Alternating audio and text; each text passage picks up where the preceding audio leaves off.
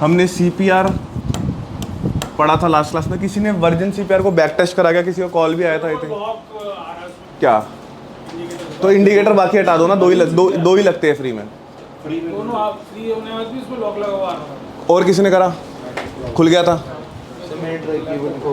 कुछ गलत आ रहा है। हाँ गलत तो आएंगे ना। करने के बाद टच करने के चला गया। हाँ उल्टा चला गया। कितनी बार? मैंने जो ट्रेड लिया उसमें वो नेगेटिव के डाउन साइड एक बार ही गया ना, तो अब इसको कॉन्टिन्यूस बेसिस पे लोगे। और सेकंड थिंग, अभी इस पे ट्रेड लेना ही नहीं है, मैंने आपको बताया ना। और प्राइस एक्शन को नहीं देखोगे क्या? स्ट्रक्चर नहीं देखोगे? पहली बात, आप क्या वर्जिन CPR स्टार्ट पे लगाते हो? क्या चार्ट खोल रखा है आपने? पढ़ो। निफ्टी नहीं है वो, ये तो बैंक निफ्टी भी नहीं है वो। ऑप्शंस का चार्ट क्यों खोला है भाई? इस पे करोगे काम। देखो यार, अभी तक पहली बात आपने ऑप्शंस पढ़े नहीं है, आपको नॉलेज है नहीं पूरी, गलत चार्ट देख रहे हो, तो क्या फ़ायदा है इसका, राइट? भाई इसमें से देखकर ट्रेडिंग नहीं होएगी, आपको स्पॉट चार्ट देखना पड़ेगा। बैंक निफ्टी करना है तो बैंक निफ्टी का, निफ्टी का तो निफ्टी का। स्पॉट चार्ट यानी कि कौन सा चार्ट हो गया भाई, मैं वो भी बता देता हूँ, जो अभी तक हम देखते आ रहे थे। अरे वो ऑप्शन का कॉन्ट्रैक्ट का चार्ट देख रहे हैं, हमको वो नहीं देखना, उसकी खुद की कोई वैल्यू ही नहीं है। वो लाइव नहीं होता। अरे लाइव की बात नहीं कह रहा मैं, लाइव दोनों है, अलग अलग चार्ट अवेलेबल होते हैं। अब अगर मेरे को लेट सपोज बैंक निफ्टी में ट्रेड करना है ना, तो मेरे को बैंक निफ्टी का स्पॉट चार्ट देखना पड़ेगा, जो कि ये है। आपके यहाँ पर बैंक निफ्टी में क्या ये लिखा हुआ है, पूरा आगे कहानी लिखी हुई है? पढ़ो क्या कहानी है। बैंक निफ्टी का है ना, बैंक निफ्टी का ऑप्शन है ना। एक सेकंड रुको, पढ़ा था CPR act as a magnet for the price. हमने इसमें जाना था यार कि CPR, इससे कुछ करना नहीं है, ये हमें बाय सेल नहीं बता रहा, ये जस्ट एक बैक ऑफ द माइंड रखने वाली चीज़ बता रहा है कि मैक्सिमम बारी क्या होता है, एक इंट्राडे सेशन के अंदर CPR टच होता है, 10 में से 8 बारी टच होगा वो। दूसरा पॉइंट हमने डाला था वर्जिन CPR का, जो CPR टच नहीं होते पूरे एक इंट्राडे सेशन में, वो बात के लिए क्या बन जाते हैं? वर्जिन CPR बन जाते हैं। भाई अगर आपको लग रहा है ना निफ्टी बैंक निफ्टी में नहीं देखना, आप नॉर्मल स्टॉक्स में देख लेना, नॉर्मल स्टॉक्स में देख लो अगर निफ्टी बैंक निफ्टी में कंफ्यूजन है तो, राइट? लेकिन चार्ट तो एटलीस्ट सही देखो ना। अगर चार्ट ही गलत देखोगे तो ऑब्वियस वाली बात है, वो सिग्निफिकेंस सारा की सारा खराब हो जाएगा। वर्जिन CPR क्या है भाई, मान लेते हैं एक बारी क्विक दोबारा बता देता हूँ। ये CPR था आज का, ये डाटा चल रहा है आज का, ये क्या है? CPR है। प्राइस ये कर गया, तो यहाँ पर ये 9.15 था और ये 330 है। ये पूरे दिन इंट्राडे सेशन में टच हुआ है क्या? नहीं हुआ। तो मैं क्या करूंगा, देखकर इस पे यहाँ पर एक बॉक्स बना दूंगा, राइट? अब हफ्ते तक की वैलिडिटी रखी थी हमने कि जब भी मार्क प्राइस आएगा इधर, तो ये एक स्ट्रॉन्ग डिमांड की तरह एक्ट करेगा। दैट्स इट, इतना ही था। और किसी ने बैक टेस्ट किया था क्या इसको? करा था? हो रहा था, थोड़ा बहुत हो रहा था। स्पॉट पे किया था या किस पे किया था? स्टॉक्स में किया था। ये वाले चार्ट पे किया था या कुछ अजीब सा लिखा हुआ था उस पर? ऐसा ही था ना, इस पे ऐसा तो नहीं लिखा था ना बैंक निफ्टी 19,500 CP या कोई डेट नहीं था ना? गुड। ट्रेडिंग व्यू पे कर रहे थे तो फिर इसी पे क्या होगा, ट्रेडिंग व्यू पे वैसे ही वो चार्ट नहीं ओपन होता, राइट? ये आप अपने ब्रोकर से देख रहे होगे चार्ट, ट्रेडिंग व्यू का चार्ट नहीं होगा, ये ब्रोकर का चार्ट होगा। ट्रेडिंग व्यू पे खुलेगा ही नहीं है चार्ट, ब्रोकर पे ट्रेडिंग व्यू है तो ब्रोकर ही ना, ठीक है? चलो आगे चलते हैं यार। ये दोनों मेन है, इसके बाद मैं आपको छोटे छोटे काम बता देता हूँ इसके। और क्या है, जैसे मैंने आपको बताया था इसके 4-5 काम होते हैं, मैं आपको सारे बताऊंगा, लेकिन जो मेजर यूज़ करने वाले हैं वो यही दो है, राइट? थर्ड पॉइंट है नैरो एंड वाइड CPR। इसको अगर नहीं लिखना तब भी चल जाएगा, कोई प्रॉब्लम नहीं है, बस मैं आपको बता रहा हूँ कॉन्सेप्ट, काम नहीं आएगा, नहीं आएगा। जो काम आने वाला है वो मेन एक ही है, क्या? Virgin CPR, right? ये नैरो एंड वाइड CPR का कॉन्टेक्स्ट क्या कहता है कि अगर मैं यहाँ जाता हूँ, एक बार देख लो कि कैसे वो फ्री में ओपन हो जाएगा। इंडिकेटर आ रहे हैं, इंडिकेटर ओपन करें। यहाँ पे लाके मैंने, अब ये बिल्कुल फ्रेश आईडी है, मेरी आईडी नहीं है, फ्रेश आईडी है एकदम, जो अभी अभी लॉगिन करी है। यहाँ मैंने CPR लिखा, नीचे नीचे जाऊँगा, कौन सा चाहिए हमें? यहाँ ही लिख देता हूँ CPR बाय KGS। के ना, ओके, KGS। देखो पहले नंबर पे आ रहा है, CPR with pivot level CPR by KGS, इस पर क्लिक कर दिया मैंने। अगर आप यहाँ देखते हो ये CPR ओपन हो गया, इसकी सेटिंग में चला जाऊंगा अगेन। कुछ नहीं करना मेरे को, सब बंद कर देना है। यहाँ पे भी जाकर मैं सब बंद कर दूंगा, सिर्फ ऊपर के 3 ओपन छोड़ दूंगा। बंद करने से चार्ट दिख जाएगा ना, वो इतना गंदा था तो चार्ट तो देख ही नहीं पाओगे आप।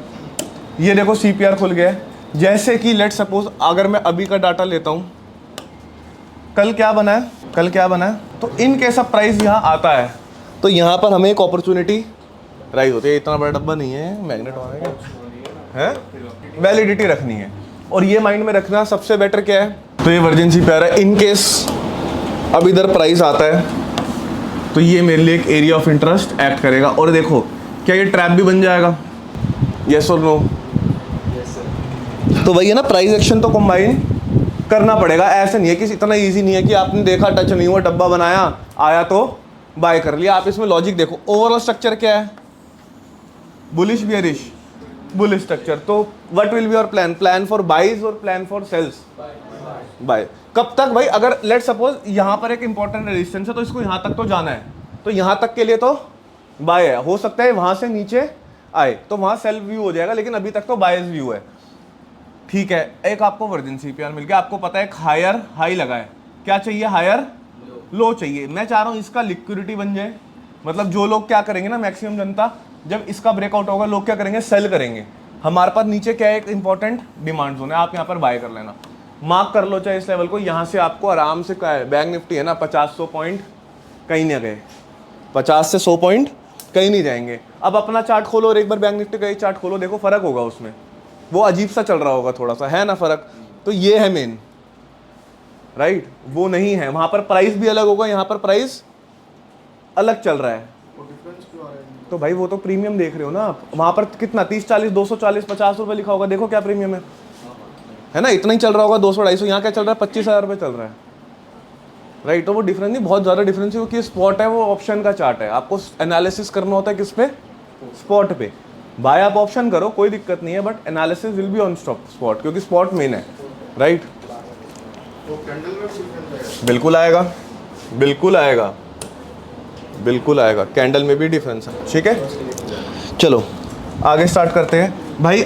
Wide CPR and narrow CPR, अगर आप कहीं पर नोटिस करते हो तो कहीं पर यार ये CPR की लाइन वाइड है, कहीं पर नैरो है। जैसे ये थोड़ा अलग है और ये नैरो है, ये भी नैरो है, ये वाइड है, ये उससे भी ज़्यादा वाइड है, राइट। अरे वो मैंने बंद नहीं करी, वो S1 S2 बंद कर लेना ना, हमको तो मेन ये 3 चाहिए, राइट, वो क्लोज कर देंगे हम। तो कहीं पर नैरो CPR है, कहीं पर वाइड CPR है। तो ऐसा कहा जाता है कि जब जब CPR नैरो बनेगा तो मार्केट उस दिन क्या होएगी, क्या होएगी, ट्रेंडिंग होएगी। जिस दिन वाइड बनेगा उस दिन क्या होएगी, भाई ये पता लगाना जरूरी है ना, क्योंकि साइडवेज है तो ऑप्शन अगर आप ट्रेड कर रहे हो या कोई भी मार्केट साइडवेज ट्रेड कर रहे हो, उसमें मैक्सिमम प्रोबेबिलिटी क्या है, अगर एक छोटी सी रेंज में मार्केट है उसमें ट्रेड कर रहे हो, मैक्सिमम प्रोबेबिलिटी आपके SL, वो क्या करेगा, SL हिट कराएगा, वो ऊपर चला जाएगा, ऊपर से फिर नीचे आ जाएगा। तो मतलब ना buyer will win in sideways market, ना कि sellers will win in sideways market. अब क्वेश्चन आता है कि सर ये कितना ठीक बोल रहा है ये वाला कॉन्सेप्ट कि अगर नैरो CPR है तो ट्रेंडिंग, वाइड CPR है तो साइडवेज। नहीं, ऐसा कुछ भी नहीं है।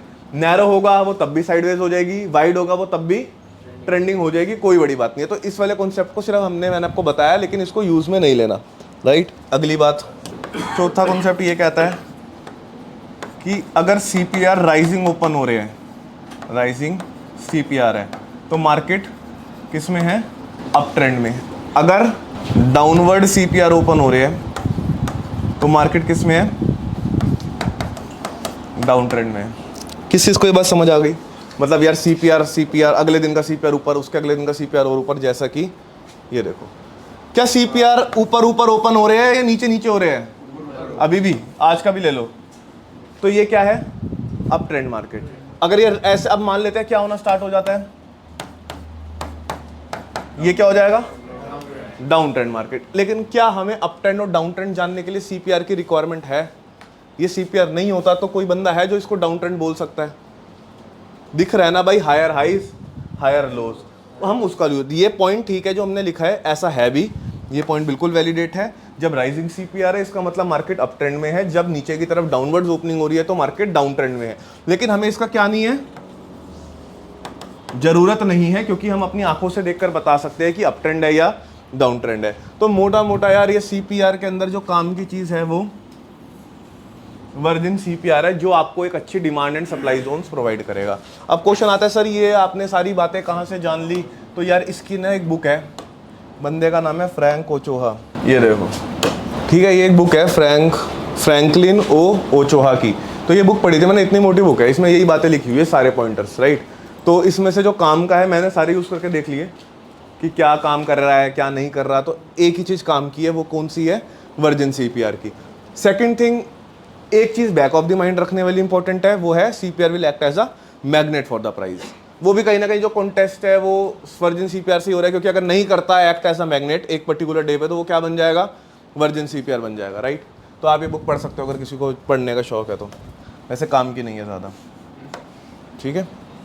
तो मैंने आपको भाई 2 घंटे में बता दी ना, आपको बुक पढ़ने में महीना लग जाएगा अगर अच्छे रीडर भी हो। इतनी मोटी बुक है ये, रोज पढ़ोगे 2-2 घंटे आकर भी तो भी 1 महीना जाएगा। और क्या यार, इतनी मोटी बुक कैसे पढ़ लोगे एक दिन में, हैं? अरे यार आप इतनी बात नहीं, ये तो चलो फिर थोड़ी सी ठीक है, आपको कोई नया ज्ञान ही दे के जाएगी। भाई मैंने बुक पढ़ी है, किससे? मैंने बहुत सारी बुक पढ़ी है, किसके रिलेटेड? सप्लाई या सपोर्ट एंड रेजिस्टेंस। तो मैं आपको एक शॉकिंग, इतनी मोटी बुक पढ़ी है मैंने, एक ऑथर की, मेरे को नाम याद नहीं है। तो यार वो पर्सन, तो उस पर्सन ने पहले चैप्टर में मेरे को सिखाया था buy at demand, sell at resistance and little bit about breakout trading. Breakout ऊपर होता है तो बाय, नीचे होता है तो सेल। ये पहले चैप्टर में पढ़ा था मैंने। जब मैं उस बुक के लास्ट चैप्टर पे पहुंचा तब भी वो यही बता रहा था कि भाई breakout and buy at demand, sell at resistance. तो मतलब पहले चैप्टर में भी वही टेक्निकली जो कंक्लूजन है वो वही है, लास्ट चैप्टर में भी कंक्लूजन वही है, बस इतनी मोटी बुक बना दी है, उसमें पता नहीं कहाँ के एग्जाम्पल घुसा दिए जो कि काम के नहीं है। अगेन वो ब्रेकआउट वाली थ्योरी तो और फेल है। Sell at resistance is good theory, buy at support is very good theory, but breakout theory तो उसमें से मैक्सिमम फेल हो गई, राइट। वो दिखा रहे हैं यार मंथली टाइम फ्रेम के ब्रेकआउट, नैस्डैक के, डाउ जोन्स के, हल्दी ट्रेड होती है, राइट। वो ऐसे ऐसे ब्रेकआउट दिखा रहा है, सोयाबीन के 90s के ब्रेकआउट में। भाई उस समय काम करते थे ये, क्योंकि क्या था ना, पार्टिसिपेंट्स कम थे, राइट। आज की डेट में कंपटीशन इतना ज़्यादा हो गया तो ये ऑब्वियसली ब्रेकआउट्स वगैरह जो सबके पास एक्सेसिबल है चीज़ें वो फेल हो जाएगी, राइट। चलो ये समझ आ गया। अगला टूल डाल लो, फिबोनाची रिट्रेसमेंट डाल लो, फिबोनाची रिट्रेसमेंट अगला टूल, फिबोनाची रिट्रेसमेंट। फिबोनाची किसने पहले सुना है? ये अगेन स्टॉक मार्केट से रिलेटेड नहीं है। किसी ने मैथ्स में हायर डिग्री करी है क्या? मैथ्स में हायर डिग्री करी हो? कोई नहीं है क्या? किसी ने सुना है वर्ड फिबोनाची पहले? आज से सुना है? मार्केट का कॉन्टेक्स्ट में सुना है? ठीक है, मार्केट के कॉन्टेक्स्ट में सुना है? पहले सुना था, वेरी गुड। क्या सुना था? कहाँ सुन लिया भाई? ऐसे सड़क पे चलते चलते सुन लिया होगा, हैं? वेरी गुड, स्कूल में पढ़ाते थे। कौन सा ICSC था क्या, ये CBSE था? CBSE था। CBSE में तो नहीं पढ़ाते, लेकिन सुन लिया होगा फिबोनाची। हाँ हाँ हाँ, very good very good. Computer की टीचर। रिट्रेसमेंट, हाँ बिल्कुल ठीक है। मतलब कोडिंग में भी सीखा है, मैथ्स ही है थोड़ी बहुत, इसमें मैथ्स भी है, ठीक है, वेरी गुड। तो Fibonacci is not a related term to the stock market. 2 अलग अलग टर्म है भाई, फिबोनाची, दूसरा है रिट्रेसमेंट। मैं आपको बता देता हूँ रिट्रेसमेंट क्या है। Retracement is equal to corrective move. Retracement is equal to corrective move. Corrective कौन सी हो गई भाई? हमने देखा डाउन ट्रेंड चल रहा है, तो कौन सी? ये वाली करेक्टिव है, ये वाली करेक्टिव है, इंपल्सिव नहीं, करेक्टिव है। अब बात कर लेते हैं फिबोनाची की। फिबोनाची, मिस्टर फिबोनाची एक मैथमेटिशियन थे बहुत 1700 कुछ टाइम के, राइट। मिस्टर फिबोनाची उनका नाम था। तो उन्होंने कुछ बेसिकली फाइंड किया था। क्या फाइंड किया था कि उनका कहना ये था कि हर चीज़ इस दुनिया की एक सीक्वेंस में होती है। सीक्वेंस लाइक कि ह्यूमन मतलब उनका कहना ये है कि फिबोनाची हर चीज़ में एप्लीकेबल है, including human beings. Human beings के साथ भी फिबोनाची किस तरीके से एप्लीकेबल है? एक सीक्वेंस क्या है कि लेट्स सपोज आपकी बाजू के साइज़ के हिसाब से आपके हाथ का साइज़ होगा। लोगों के देखो छोटे हाथ होते हैं ना, स्मॉल हैंड्स, बट उनकी आर्म भी, बाजू भी स्मॉल होती है। आपने कभी ऐसा पर्सन नहीं देखा होगा कि बाजू तो भाई बड़ी है लेकिन हाथ छोटे से दे रखे हैं। आप क्या बॉडी, कोई तो लॉजिक होगा, वही तो लॉजिक दे रहा है वो बंदा। आपने ऐसा नहीं देखा होगा कि आपके हाथ के, हमारे हाथ के हिसाब से हमारी फिंगर्स का साइज होता है, और क्या। ऐसा नहीं होगा कि आपके हाथ की हथेली जो है वो बड़ी है, फिंगर छोटी छोटी दे रखी है। मतलब हर चीज़ एक सीक्वेंस में एप्लीकेबल है। लेकिन अगेन ये बेकार की बात है भाई, क्या बोलता है पता नहीं, फिर भी हमारा काम है इसको पढ़ना, क्योंकि हमें मार्केट के कॉन्टेक्स्ट में भी जानना है। मैं यहाँ लिख रहा हूँ फिबोनाची।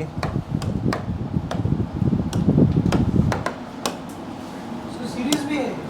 अरे वेब सीरीज़ नहीं है, ये बंदा है, फ़ोटो भी आती थी यार इसकी, ये देखो, ये था बंदा, ठीक है। मिस्टर फिबोनाची नाम था इसका, Italian mathematician, Fibonacci was Italian mathematician from Republic of Pisa. तो कुछ है इसका बर्थ डेट देखना, 1170, बहुत पुराना है ये। अरे भाई है तो सही, तारीख का क्या करना है, सितंबर है तो सही, बर्थडे मनाओगे इसका, केक काटोगे घर पे 12 बजे। तो देखो इसका कहना है ये गैलेक्सी में भी एप्लीकेबल है, एक पत्ते में भी एप्लीकेबल है, सनफ्लावर, शेल, गैलेक्सी, मतलब मैक्स डीएनए, मतलब हर चीज़ के अंदर एक सीक्वेंस फॉलो होता है, राइट। तो अब इसका जब कहना है हर चीज़ में होता है, तो हर चीज़ में स्टॉक मतलब ट्रेडिंग भी आती है क्या, स्टॉक मार्केट भी आती है।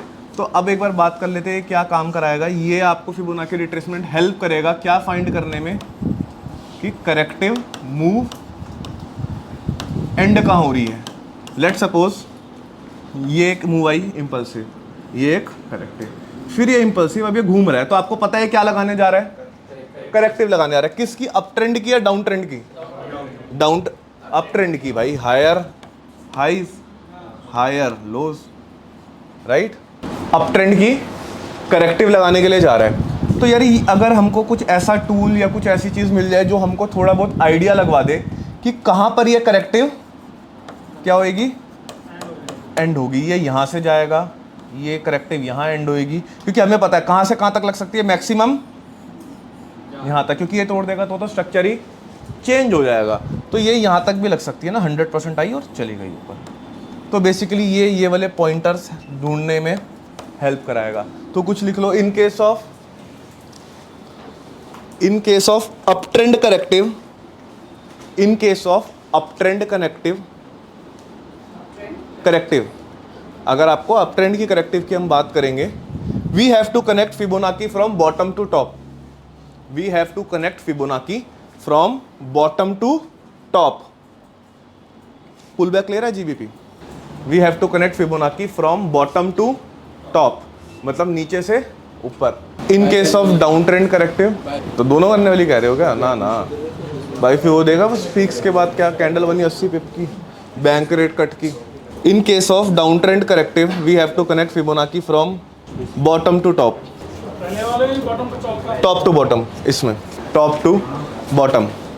इन case of down trend corrective, we have to connect Fibonacci from top to bottom.